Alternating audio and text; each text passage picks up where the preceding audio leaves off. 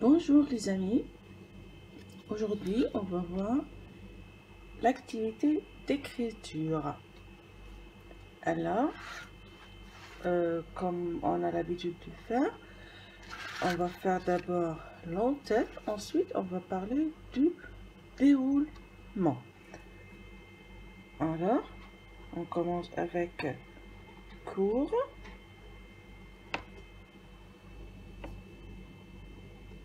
Troisième AP, projet 1,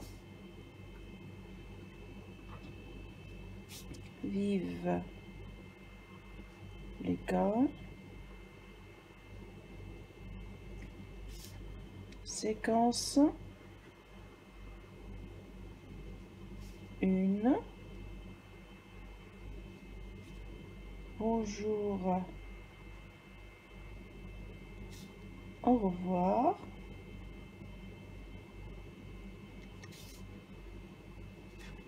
produit final,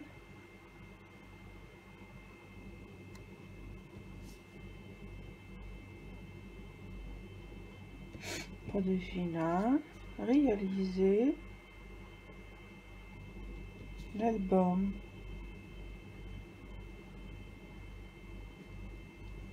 de la classe.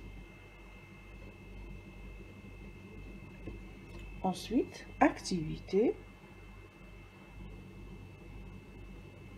aux disciplines. Activité, on a dit écrire, écriture plutôt, écriture. Bon, on va faire le N et le M.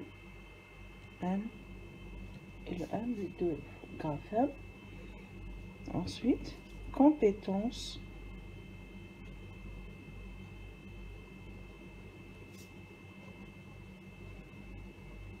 Compétences terminales. Compétences terminales. Pour les compétences terminales, on peut dire, c'est comprendre, produire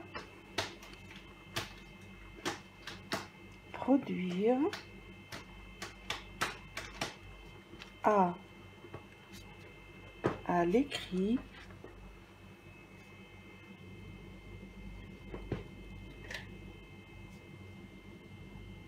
des énoncés d'une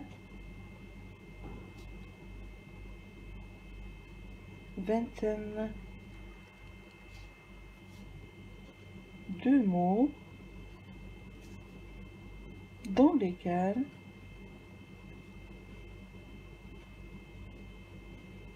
se réalise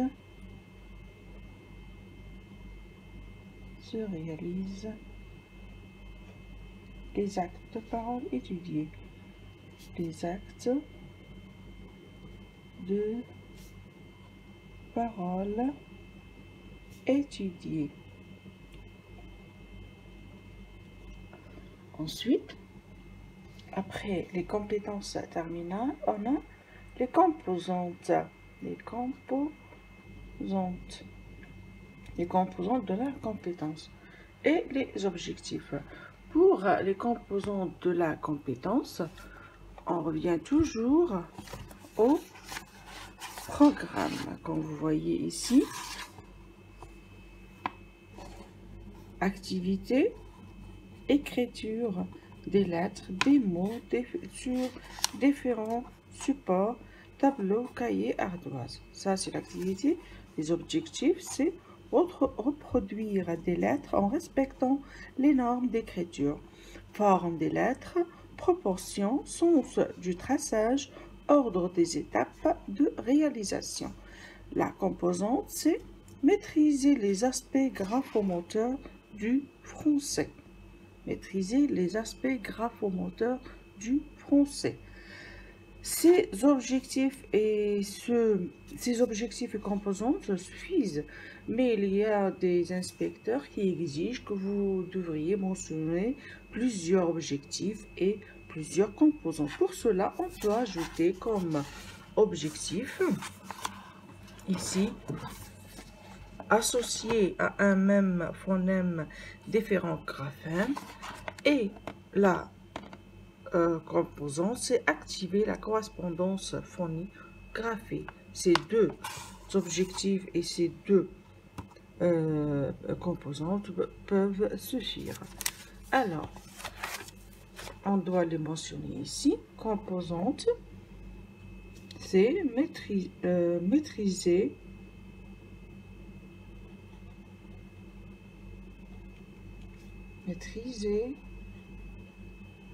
les aspects graphomoteurs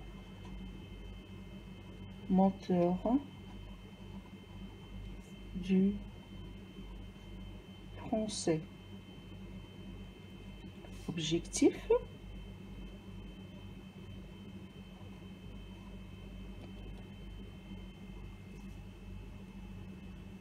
l'apprenant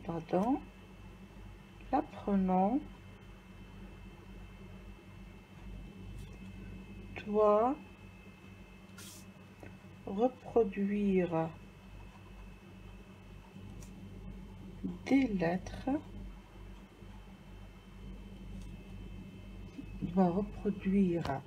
on va l'écrire comme doit reproduire des lettres en respectant les normes d'écriture. Des lettres en respectant les normes d'écriture. Pour le support ou le matériel,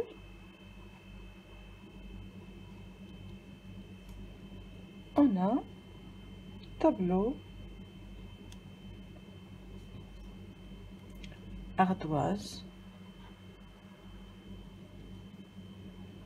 On peut aussi ajouter fiche technique des lettres, fiche technique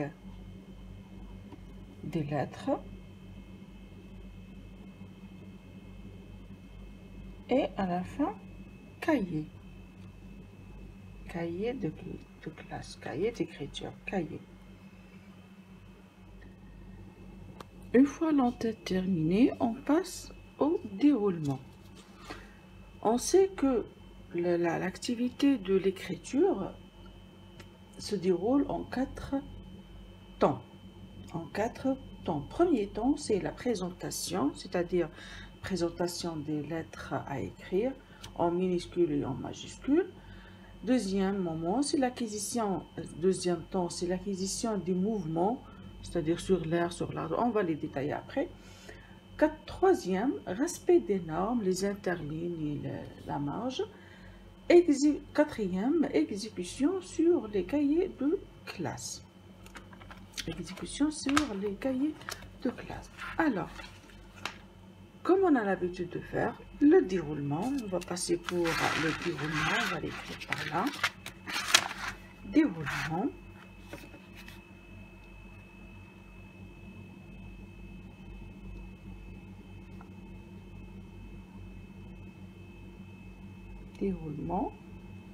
Alors, comme toute activité, on va commencer par le prérequis, le prérequis ou l'éveil de l'intérêt, c'est-à-dire faire un petit rappel,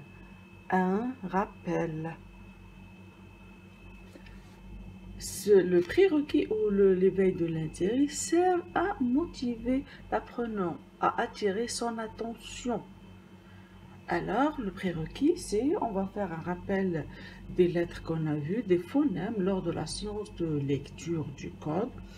On peut faire, par exemple, un rappel de la scénette, le dialogue, l'extraction rapidement, c'est-à-dire de façon rapide de 2 minutes ou 3.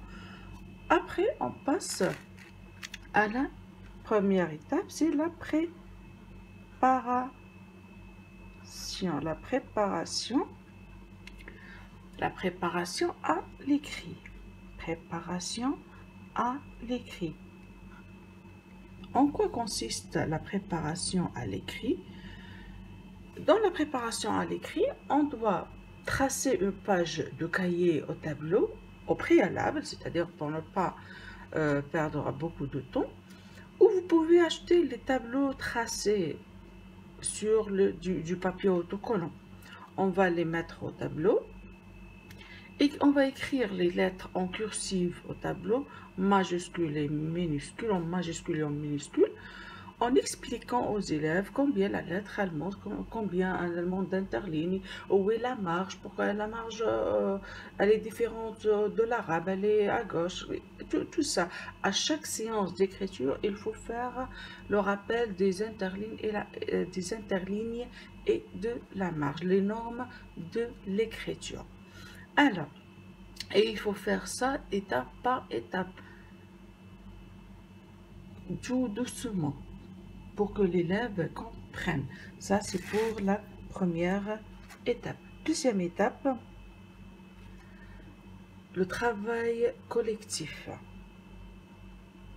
Le travail collectif. En quoi consiste le travail collectif? Le travail collectif, c'est demander aux élèves de les tracer, c'est-à-dire tracer la lettre en l'air, tracer la lettre ensuite sur la table, ensuite sur les ardoises. C'est-à-dire demander aux élèves de lever leurs doigts et de suivre vos mouvements. Vous allez tracer le M, combien il y a de gestes. 1, 2, 3. On va dire par exemple canne, 2, 3. 3 cannes. Dans le M, il y a 3 cannes et on n'oublie pas la boucle, la petite boucle. Ensuite, sur la table, comme ça, sur la table, 1, 2 et 3. Et petite boucle. Ensuite, sur les ardoises doivent être aussi tracées. Vous pouvez faire des ardoises comme j'ai l'habitude de publier. Bon, à propos, déjà, cette année, j'ai une idée d'une nouvelle ardoise, un modèle d'ardoise. Je vais le faire, Inch'Allah, et je vais le publier. On a dit sur les ardoises. Et il faut faire passer des élèves au tableau pour écrire. Les élèves que vous voyez, que vous remarquez qu'ils ont des difficultés lors de l'écriture sur l'ardoise, vous allez les faire passer au tableau pour écrire, pour arranger leur écriture. D'accord? Il faut faire passer les élèves au tableau les moins doués. Troisième moment, c'est le travail individuel. Travail individuel. En quoi consiste ce travail individuel? C'est les cahiers de classe ou les cahiers d'écriture, l'essentiel, le cahier sur lequel vous allez écrire les deux lettres. Les cahiers, moi personnellement, j'utilise des, si je peux dire, des fiches comme ça que je prépare à l'avance. Ici, j'ai trouvé que la lettre était. Alors, on a la date avec les interlignes. Si vous avez des élèves qui ont des difficultés, vous pouvez écrire la date ici et vous pouvez leur écrire la date avec cette écriture-là, les pointillés, avec la police pointillée. D'accord? Ensuite, vous avez ici la lettre. Ils vont refaire le modèle, suivre. Ensuite, vous allez écrire le minuscule et le majuscule. Ensuite, un petit mot. Ensuite, un coloriage. Moi, j'ai fait l'expérience de ce coloriage. Les mots que je mets ici, que j'utilise dans ces fiches-là, c'est-à-dire, je choisis ces mots-là. Ce sont du livre. Ce sont des mots que j'utilise après dans mes devoirs et mes mes devoirs et mes examens. Et les élèves apprennent facilement et vite ces mots-là qui sont ici, qui sont écrits ici et qu'ils colorient. Ils les apprennent facilement. Même les lettres, ils apprennent leur tracé facilement. Ça, c'est mon expérience. Je travaille avec ces fiches-là depuis, je ne sais pas, 5 ans, je ne sais pas combien de temps. À chaque fois, je modifie. C'est la dernière version que j'ai fait l'année dernière. L'année prochaine, je ne sais pas ce que je vais faire. Ça, c'était pour...